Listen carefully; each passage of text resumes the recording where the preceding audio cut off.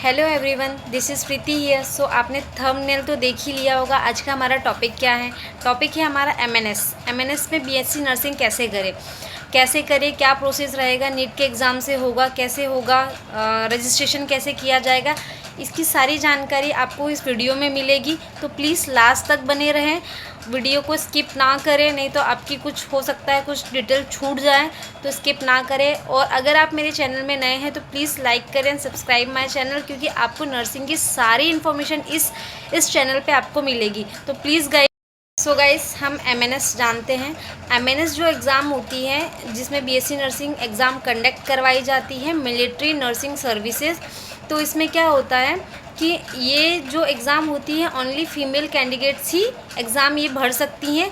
अभी तक जो रूल बुक आई है उसके हिसाब से 2024 की जो रूल बुक आई है उसके हिसाब से फ़ीमेल कैंडिडेट्स ही भर सकती हैं। पहली बात ये, 2025 में जो भी अपडेट होंगे मैं आगे वीडियो में डाल दूँगी, बट अभी तक कोई अपडेट नहीं है, तो हमको यही पता है कि फ़ीमेल ही भर सकती हैं, पहली बात है ना।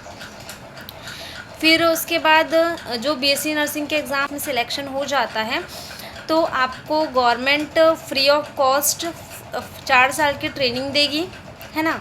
4 साल की ट्रेनिंग के बाद आपको स्टाइपेंड या स्कॉलरशिप भी मिलेगी इसमें।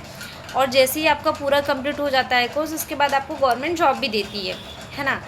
तो ये सारी चीज़ें आपको बेनिफिट मिलेगी। तो जो एमएनएस का है उसका फॉर्म हम कैसे भरें, ये क्वेश्चन मार्क। तो एमएनएस का फॉर्म कैसे भरना है आपको, जैसे जो बच्चों ने नीट का एग्ज़ाम दिया होगा और नीट में नहीं हुए, अगर आप बीएससी नर्सिंग करना चाहते हैं एमएनएस से, तो आप ये फॉर्म भर सकते हैं। नीट का एग्ज़ाम की स्कोर से ही एमएनएस का फॉर्म भरा जाता है, पहली बात। तो जो नीट के स्कोर आए होंगे उसके, जैसे कि अभी रिज़ल्ट आएगा, आपका रिज़ल्ट आने के 1 वीक में ही आपका फॉर्म स्टार्ट हो जाएगा।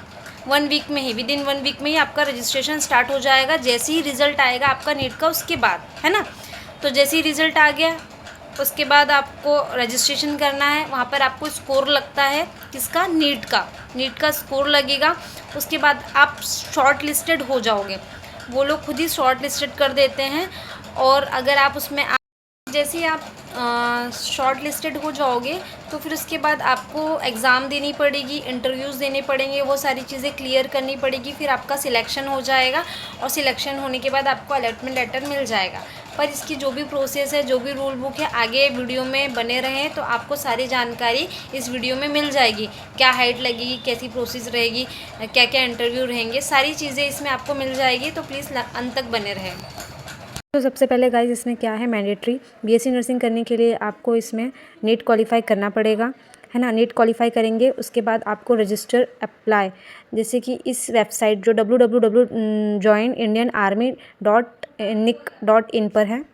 एलिजिबिलिटी कंडीशंस क्या रहेंगी, फीमेल कैंडिडेट्स ही ओनली फॉर्म फिल कर पाएंगी। सो गाइस आपको इसमें इंडियन सिटीज़न होना ज़रूरी है और डेट ऑफ बर्थ जो आपकी रहेगी वो 1 अक्टूबर से 1999 और 30 सितंबर 2007 तक होना चाहिए। एजुकेशन इसमें आपका क्या होना चाहिए, 10th + 12th होना चाहिए, जिसमें आपको फर्स्ट टाइम में आप क्लियर हो जाना चाहिए। मतलब आप फर्स्ट टाइम में क्लियर आपने किया हो 12th क्लास। और फिज़िक्स, केमिस्ट्री, बायोलॉजी और इंग्लिश में एटलीस्ट 50% मार्क्स होना चाहिए, फिर 50% होना चाहिए। और रेगुलर स्टूडेंट आप होना चाहिए फ्रॉम रिकॉग्नाइज बोर्ड से और यूनिवर्सिटी से, है ना। फिर फिजिकल क्वालिफिकेशन क्या होना चाहिए, आपकी मेडिकल फिट होना चाहिए, फ्रॉम मेडिकल बोर्ड से कंडक्टेड होना चाहिए। और मिनिमम आपकी हाइट जो होनी चाहिए 152 सेंटीमीटर होनी चाहिए। और नॉर्थ ईस्टर्न में स्टेट में 147 सेंटीमीटर चल सके, मतलब चल जाएगी, है ना। में ST SC को रिलैक्सेशन मिल जाएगा। और NCC जो NCC में रहते हैं ना स्कूल्स में, उनको बेनिफिट मिलेगा अगर उनके पास सर्टिफिकेट होगा। तो स्क्रीनिंग प्रोसेस में क्या होगा, जैसे ही रजिस्ट्रेशन करते हैं तो नीट का स्कोर आपको डालना है और आप शॉर्ट लिस्टेड हो जाओगे। शॉर्ट लिस्टेड के बाद आपका डॉक्यूमेंट वेरिफिकेशन होगा, जिसमें आपके 10th + 12th की मार्कशीट वगैरह दिखी जाएगी, नीट के स्कोर कार्ड दिखे जाएंगे, एडमिट कार्ड, आधार कार्ड, ये सारी चीज़ें आपकी चेक की जाएगी। फिर उसके बाद आपको एग्ज़ाम देना होगा, जिसमें आपका फिजियोलॉजी असेसमेंट टेस्ट अपेयर किया जाएगा। फिर उसके बाद आपका इंटरव्यू, मेडिकल टेस्ट और अलॉटमेंट लेटर मिल जाएगा इसके बाद आपको। तो मैं आपको थोड़ा सा टेस्ट के बारे में एक्सप्लेन कर देती हूँ। जो 2 गिगी टेस्ट होगा आपका, general intelligence, general English, CBT paper होगा आपका ऑनलाइन, जो 40 मार्क्स के क्वेश्चंस रहेंगे आपके। 40 क्वेश्चंस रहेंगे जो 80 मार्क्स के रहेंगे। इसमें नेगेटिव मार्क्स 0.5 मार्क्स की नेगेटिव मार्किंग रहेगी। 30 मिनट्स का आपका ये पेपर होगा। इसके बाद आपका फिजियोलॉजिकल असेसमेंट होगा, जिसमें आपको शॉर्टलिस्ट कैंडिडेट अलग कर दिए जाएंगे। और इसके बाद आपको इसमें क्या करना है, इंटरव्यू होगा आपका। इंटरव्यू में 12th क्लास का क्वेश्चंस पूछे जाएंगे, जीके पूछे जाएगा, current affair, interest, hobby etcetera, ये सारी चीज़ें पूछी जाएंगी। इसके बाद मेडिकल एग्जामिनेशन होगा आपका। मेडिकल एग्जामिनेशन जो आपका होगा बेस हॉस्पिटल से होगा, जो उन्हीं का होता है हॉस्पिटल, इंडियन आर्मी वालों का ही, उस हॉस्पिटल से आपका होगा। फिर अगर आप फिट होते हो तो आपको अलॉटमेंट लेटर मिल जाता है, और अनफिट होते हो तो MRO को आपको 40 रुपीज़ आपको फीस देनी पड़ती है। फाइनल सिलेक्शन होगा आपका, जिसमें आपके नीट के स्कोर देखे जाएंगे। 2 गिगी जो होता है एग्ज़ाम होता है, जो मैंने आपको ऊपर बता दिया है, और फिजियोलॉजी असेसमेंट जो आपका हुआ था, इंटरव्यू वगैरह, मेडिकल फिट, अगर ये सारी चीज़ें आपकी परफेक्ट रही, आपका मेरिट लिस्ट में नाम आ गया, तो आपको अलॉटमेंट लेटर जारी हो जाएगा। और इसमें से कॉलेजेस कौन कौन से कहाँ कहाँ है, मैं इसके भी नाम आपको बता देती हूँ। तो कॉलेजेस हैं पुणे, कोलकाता, मुंबई, न्यू दिल्ली, लखनऊ और बेंगलोर में। और जो इसकी सीट्स रहेंगी वो 220 सीट्स रहेंगी। सीट्स काफ़ी है, ओनली फीमेल कैंडिडेट्स ही भर रहे हैं, तो उसके लिए ठीक है, मतलब अच्छा है। और नीट के स्कोर जो रहेगा आपका, नीट का स्कोर जो होना चाहिए आपका, वो 350 से 450 के बीच में होना चाहिए, तो ही आप MNS में BSc नर्सिंग में भर पाओगे, है ना।